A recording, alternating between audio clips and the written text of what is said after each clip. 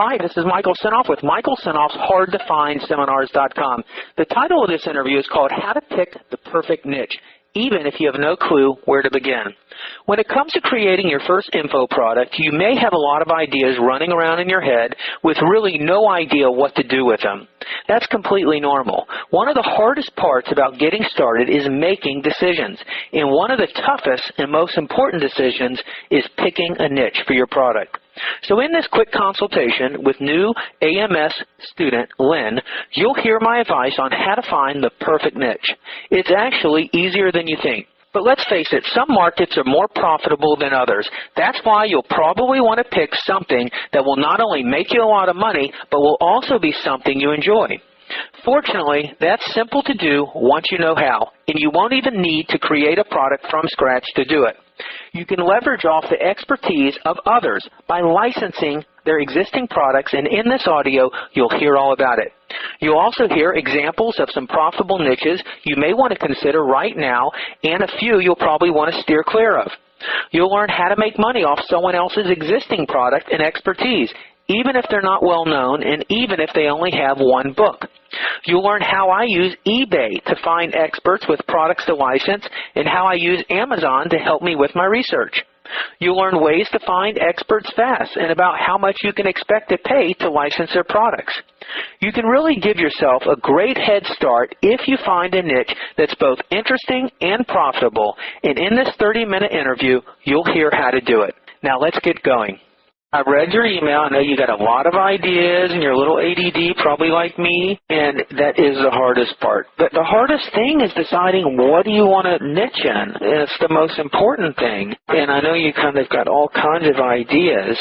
Well, especially if you're going to build it out for a while and spend a lot of time on it. And then also the model comes in. What kind of model, that can make a difference in whether you're just doing little short reports or you're doing a long-term membership site with audio. Well, look, it all comes down to one thing. You're finally going to be selling something. That's the end thing. I mean, are we doing this to make an income, personal freedom, to support yourself? Maybe you have different reasons. What is the main reason for all this? Does it come down to money? Well, in a way, I would like a portable lifestyle. I love to travel. If I could somehow make enough that I didn't have to be in one place all the time or could just meet my expenses and could take off sometimes, still be able to work from where I was if I wanted to, that kind of thing. So, yeah, I guess it's freedom. Are you working now? Well, kind of. I was a police dispatcher for a long time in San Francisco and then started working with dogs, and I kind of have been doing that off and on for a while, but I did dog training years ago. I haven't done it in a while. I've mostly just been walking and sitting and that kind of thing, searching for what I wanted to do. Which is something that totally locks you down. You have to be there, whether you're feeling good or not. If you've got appointments and you've got clients, that's total antithesis of what you want. Right. Even though I adore dogs. Even though you adore dogs, but you don't have your personal freedom. And that's what's so great. You know, the audio interviews are really just an automated sales system. You know, that's what's beautiful. And when you combine it with the internet, that gives you the ability to deliver your sales message anywhere. I mean, as long as you upload it and you have a place that anyone in the world can go to and click on that button or download that MP3, you can get the information in their head, and you can be anywhere as long as you have internet access. Right. So that is what I love about this so much, is I can be anywhere, in that we're using and harnessing this awesome thing called the internet to deliver your sales pitch. Even though the sales pitch is disguised as an interview, and even though it's giving a lot of great information, that's the bottom line. That's the power. It's that leverage of the internet and being able to deliver it 24/7 to anyone in the world as long as they can listen and understand and comprehend English, and as long as they fit a prospective buyer, that they have money and that maybe they're interested in what they're listening to. Yeah, it's lucky that we're living in this time, I suppose, because 20 years ago I certainly wouldn't have had that option. Yeah, I agree. So we want something that's going to make you some money. You know, there's people with money and there's people without money. And you could directly market to both groups. but it always makes sense to go to people with money. And there's one thing I found that always will bring in more money compared to another thing, and that's like the type of products that I sell. They're information content, but they're information content that someone can use for their life. A lot of them are business opportunities. So when someone's considering buying into a business opportunity, a training that's going to show them how to have a business that's going to allow them to make ongoing revenue and ongoing income and support themselves and their family, that's kind of worth a little bit more than maybe a course on how to train your dog or something on nutrition, even though nutrition's really interesting, or a product on travel. Certainly, products on dog training, travel, and nutrition are out there, and they'll sell, and there is a market for them, but you can sometimes sell something that's going to show people how to make money, maybe solve bigger problems, and you can sell those things for maybe 10, 20, 30, 40 times more. Right. So you do 10, 20, 30, 40 times less selling, less customer service, less management, less everything, which is really nice as well. Yeah, okay, and I think I mentioned briefly that I thought about those things, as you probably noticed in my email, and I guess since we're going kind of in that direction, I would have to ask, since I don't have expertise in that, is that going to be okay? Yeah, that's totally okay. You don't have to have expertise. Almost all of my products that I sell, and I've got about 13 or 14 different products, I'm not even the expert. And that's what's so great, the positioning. Like, I'm sure you've seen the stuff on my marketing consulting stuff. A guy named Richard, he's the expert. He was the marketing expert who paid the big bucks to go to Jay Abraham's training, and he went out there and built the consulting practice and put together the system, and he wasn't doing anything with it. And then I found out about him. See, there's all kinds of content creators. Content is out there. You can find awesome experts with huge expertise and clout and good stock for marketing. There's another guy named Art Hamill. This is a business buying expert. He was huge. He was all over TV in the 80s, and he was putting on huge seminars in the 80s, had a huge seminar business, and he was teaching people how to buy a business. Are you familiar with that name, Art Hamill, from my stuff at all? I'm hearing you talk about him. Okay, so this guy, I think he's 75 now. When I met him, he was maybe 70. I met him 5 years ago. And he was selling his old seminars on eBay because they were sitting in his basement. He had hundreds of them. So if you want to go after a business opportunity, there's content out there. You can go on Amazon and you can search an expertise. Let's say it's business buying. And you would probably find one of his old books that would be out of print, but that gives you a clue. You can find any expert who's been an expert in the past by looking for a published book that's out of print. Okay, now you would have the author's name, and then you start doing a little research and see if you can contact him, see if he's still alive, and see what they're doing with their book. And in many cases, maybe it did real well for a short period of time, but they own the rights to the book, and it's just sitting there doing nothing with it, and they may even have books, seminar tapes, all kinds of products. Finding the products and the intellectual property to sell is not hard. There are thousands and thousands of brilliant men and women who have invested their whole lives in teaching or training on a specific expertise that just have been poor marketers and have all this great stuff just sitting there and have this great clout and expertise that you can leverage off of. Do you ever watch 60 Minutes? Of course, yeah. Did you see Sunday's edition on the licensing agent who licensed dead celebrities? Oh, yeah.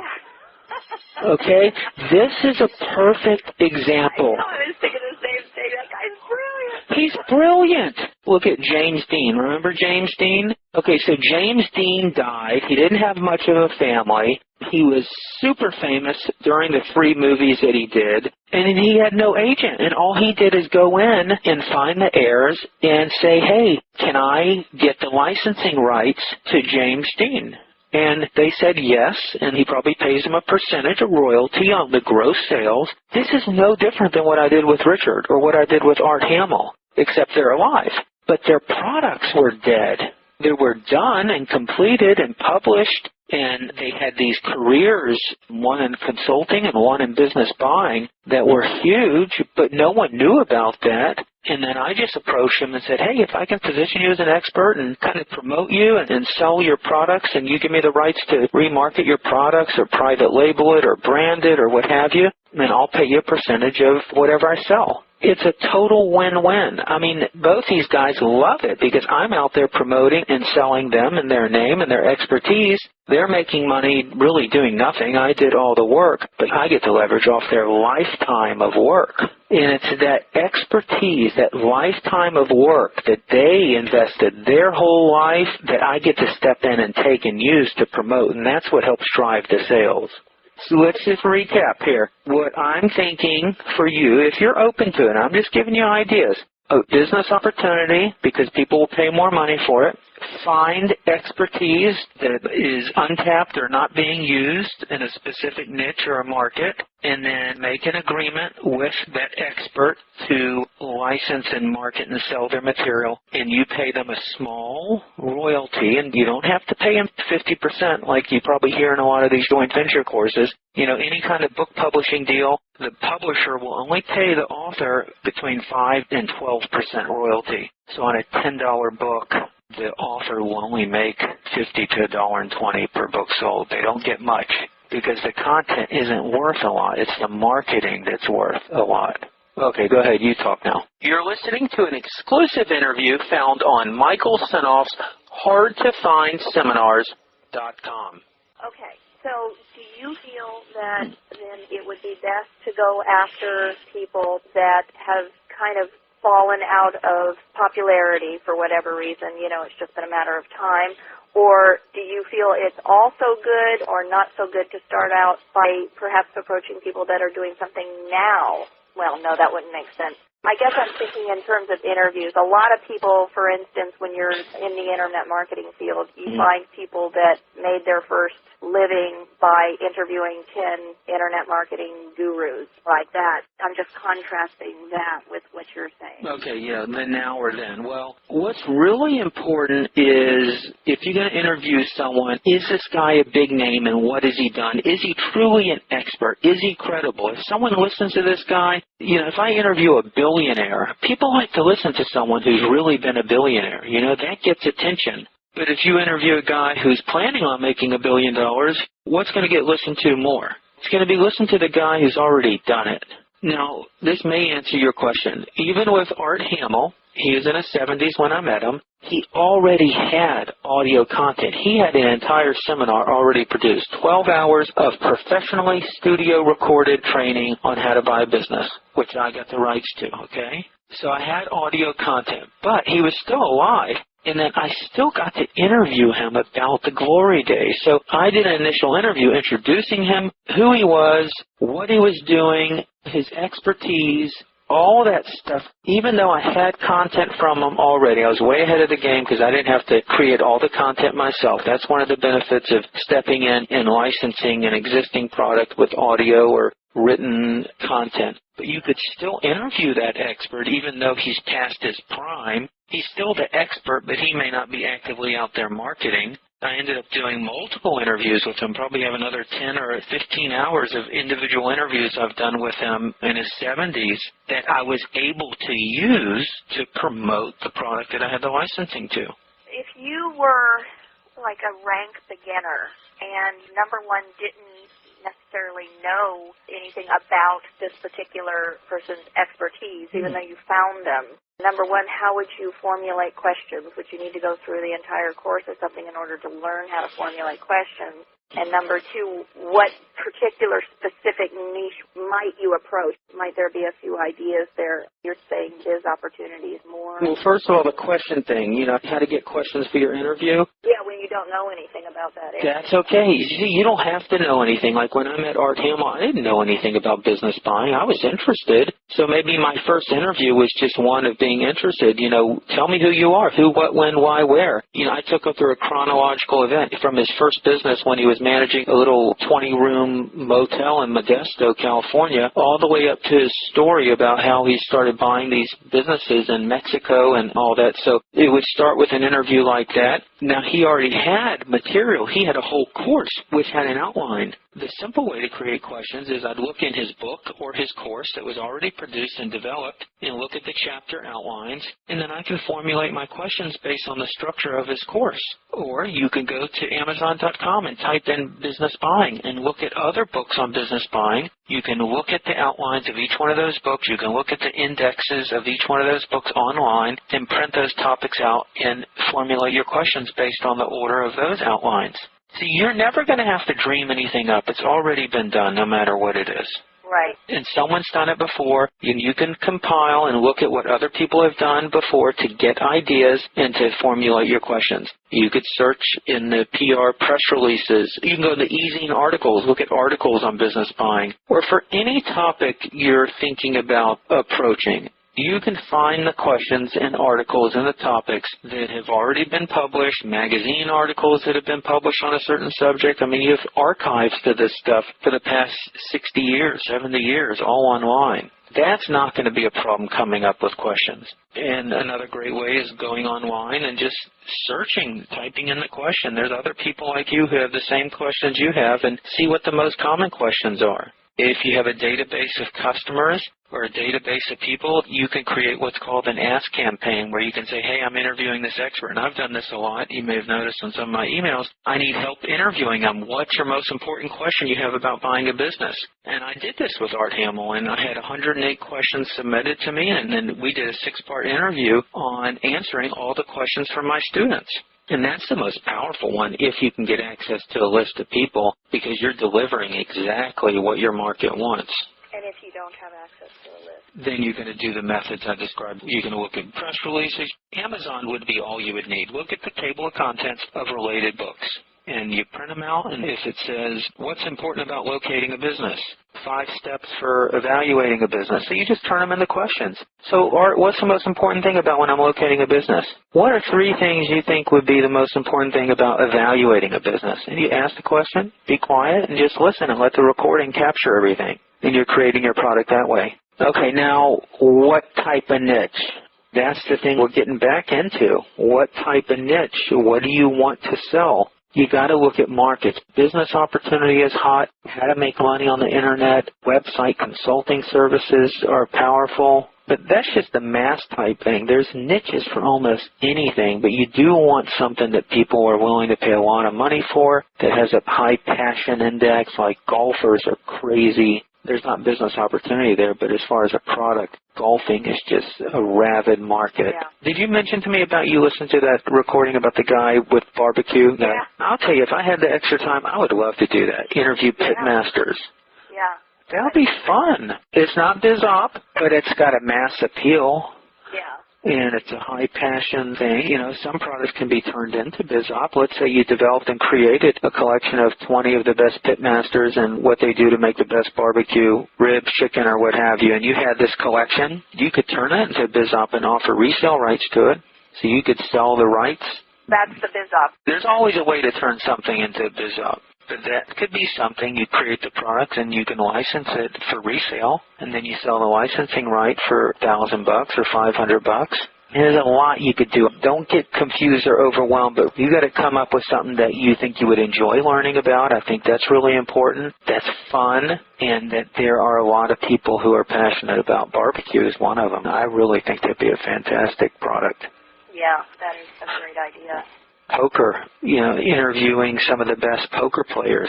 It's kind of a seedy type market, but it is rabid. I mean, the lure of easy money playing poker or blackjack, that would be really a fantastic product, I think.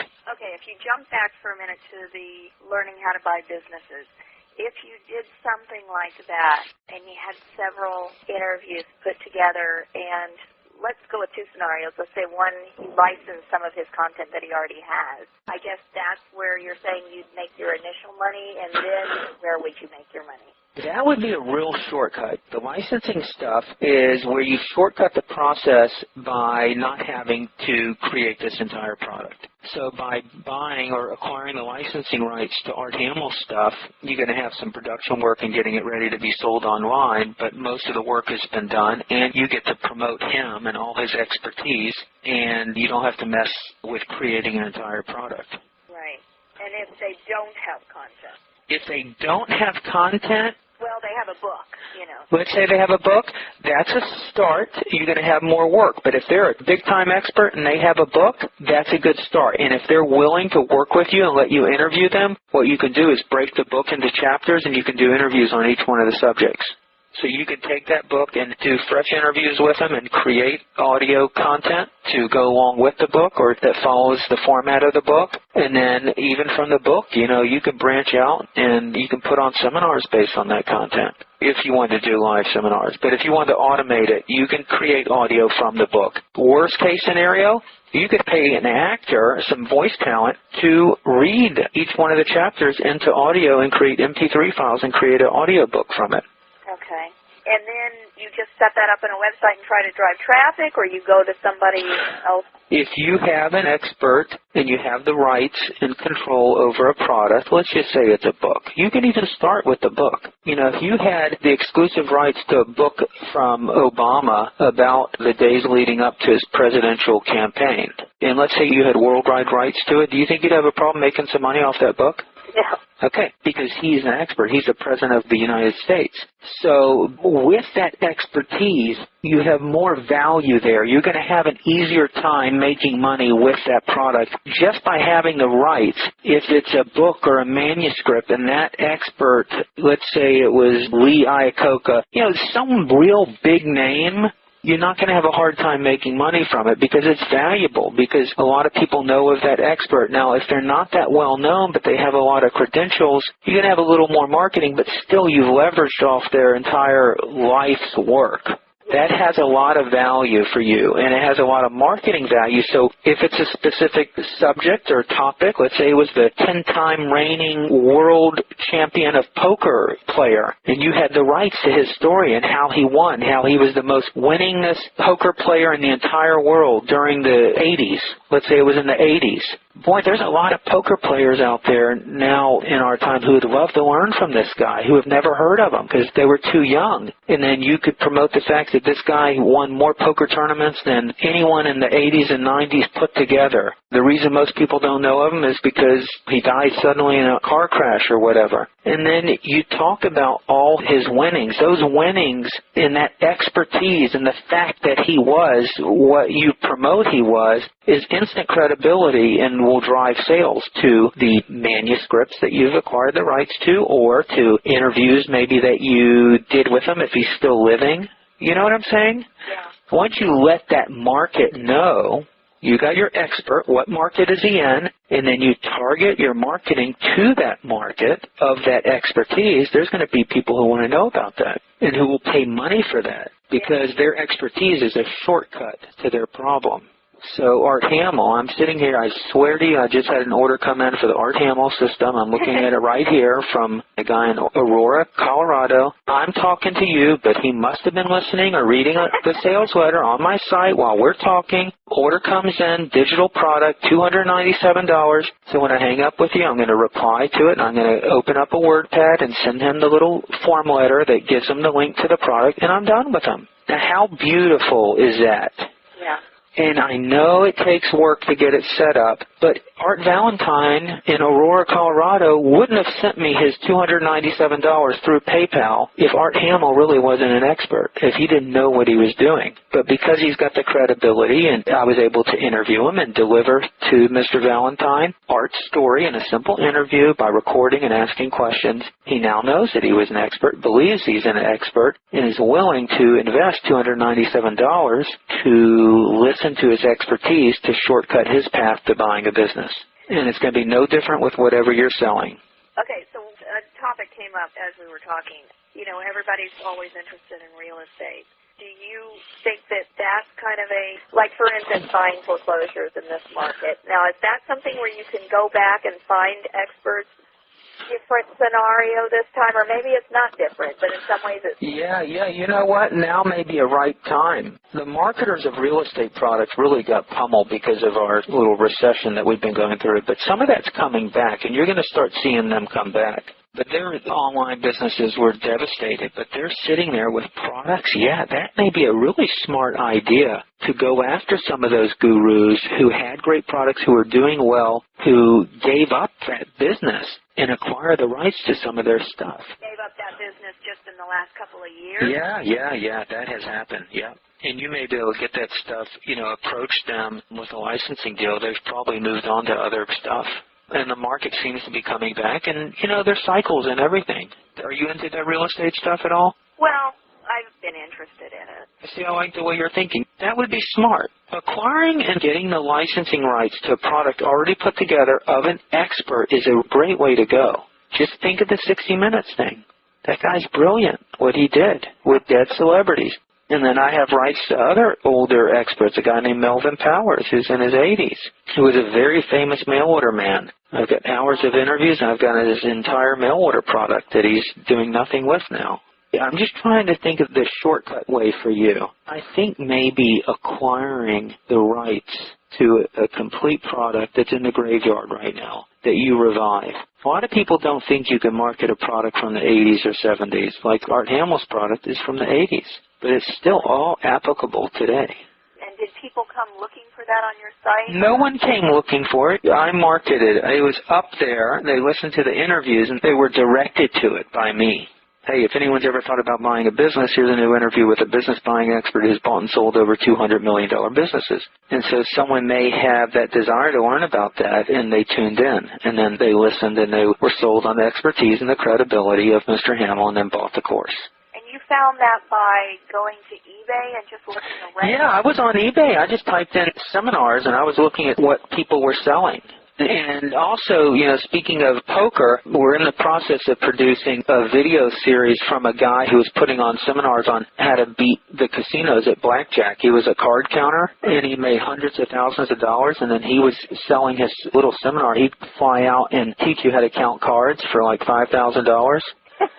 And then I approached him, and then we put a product together on that. So instead of going out doing live seminars, I go, why don't you do the seminar in front of a camera, and then we can sell it. How did you find him? I was on eBay and typed in seminars.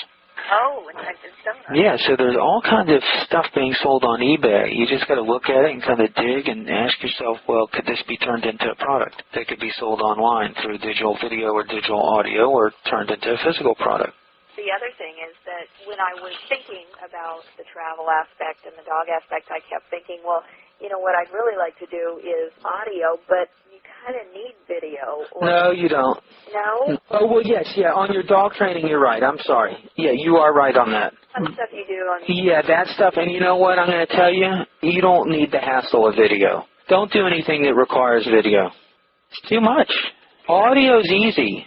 We're doing audio right now. Right. Forget it. If you asked me to do video, I wouldn't even mess with it. You need equipment, time, lighting, location. No way. But it was okay for the poker thing. But that was just because he did it? It was okay for the poker thing. Yeah, he did it. I didn't do it. You got to keep it easy. Yeah.